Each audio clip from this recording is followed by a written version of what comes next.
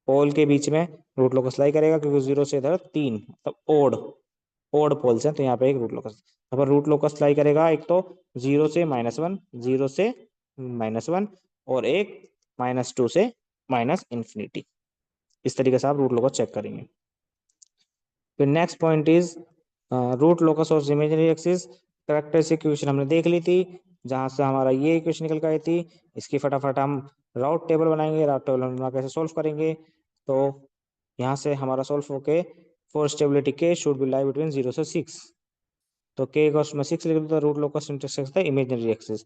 यहाँ से एस की वैल्यू निकल कर रही है +-2j, यानी कि इमेजिनरी एक्सिस को भी रूट लोकस टच कर रहा है हमारा। इसे हम किस तरीके से ड्रॉ करेंगे इमेजिनरी एक्सिस पे, देखिए ड्रॉ करके मैं आपको दिखाता हूँ कि ये मेरी रियल और इमेजिनरी एक्सिस है। तो +-2j मैं मान लेता हूँ, यहाँ 1 है, यहाँ 2 है, यहाँ 1 है, यहाँ 2 है, रूट में 2। तो यहाँ पे कहीं 1.414 रहती रूट की वैल्यू, यहाँ पे कहीं एक हमारी टच करेगा इस जगह, एक हमारा टच करेगा इस जगह, एक इस जगह, एक इस जगह, इस जगह, एक यहाँ, एक यहाँ।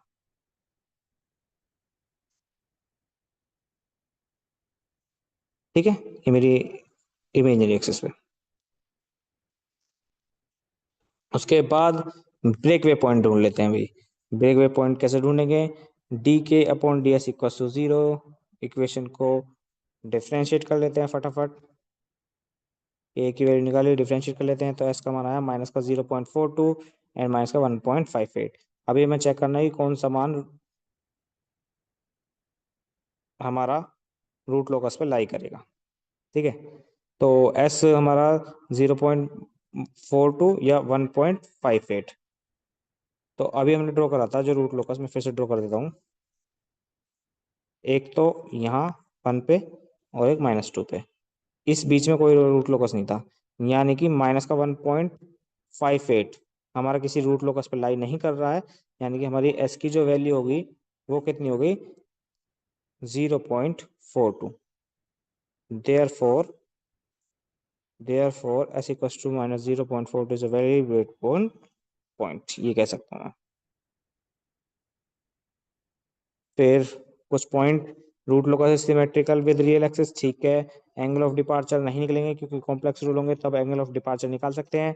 एंगल ऑफ अराइवल, ये कॉम्प्लेक्स जीरो होती है तब एंगल ऑफ अराइवल निकलते हैं। द वैल्यू ऑफ के एट पॉइंट लोकस ग्राफिकली या एनालिटिकली। तो इस तरीके से हमने एक ग्राफ ड्रॉ कर पाए हैं सारे पॉइंटों को यूज करके, जो कि देखने में लास्ट ऐसे तरीके से आपको दिखेगा जैसे कि हमने बनाया था। फिर से मैं एक बार बता देता हूँ, real axis, imaginary axis, 3 poles हो गए, 1 2 3।